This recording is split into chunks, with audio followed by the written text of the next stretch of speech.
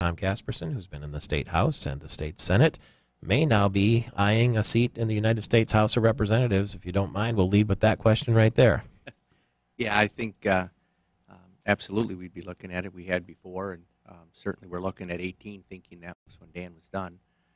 So we're digesting what just happened, I think, just like everybody else. And Dan called me yesterday morning to tell me what he was going to do, and so that's where we're at right now. We're just I had 10 minutes to talk to my wife yesterday, and that was about it, and I was on my way to Lansing last night.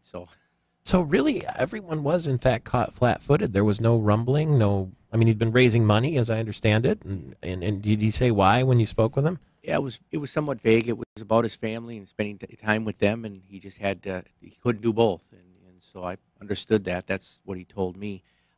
There was some indicators, though. I noticed that Dan was missing at a few things that were more what I would say traditional bigger events in our district, and Dan has always been there, and I noticed this summer he was not, and that was a little bit interesting.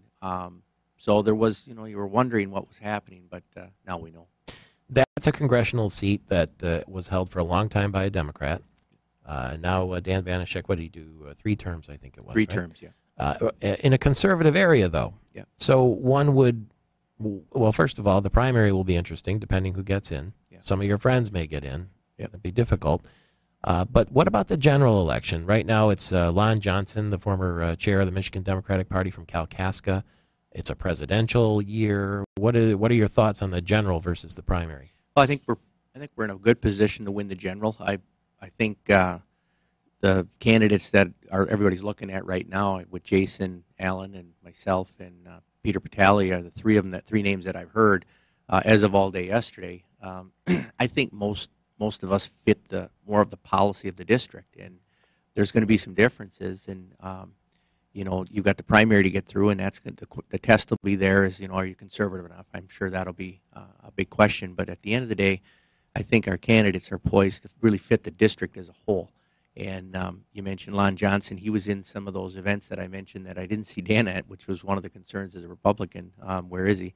But now I understand why. But I mean, looking at Lon Johnson, nice enough guy. But if you look at the policies that he's promoted, they really do not fit, I don't believe, the district. And I think that's what will bear out in the end. What happens with your decision-making process then? It sounds to me like you're leaning toward getting in.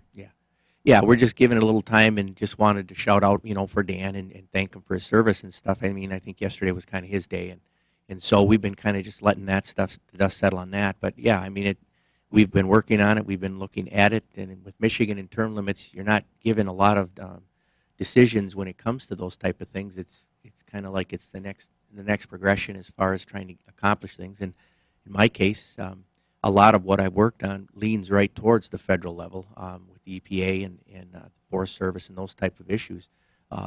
We worked heavily on a lot of that for the state of Michigan, and not just to find out roadblocks on the federal level. So for me, it certainly leads that way.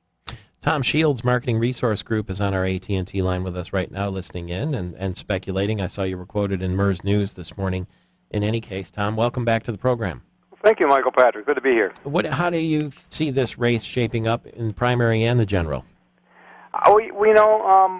Democrats tend to do a little bit better in presidential campaigns, but this district is still, fairly Republican. So, I think that the Republican nominee, whoever comes out of this, whether it be Tom Casperson or Jason Allen or Wayne Schmidt or something like that, I think they're all going to have the edge in this race going in, especially against somebody like Lon Johnson, who just moved back into the district here. I think he's going to have a tough time connecting with the voters up there. People like Tom Casperson have been working every day for the people in the Upper Peninsula, and I don't think they're going to forget that when it comes to a general election. It is.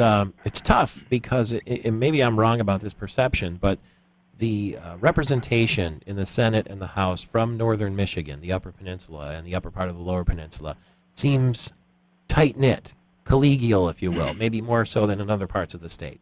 I would agree with that, and it's almost out of necessity when you look at the numbers that we represent.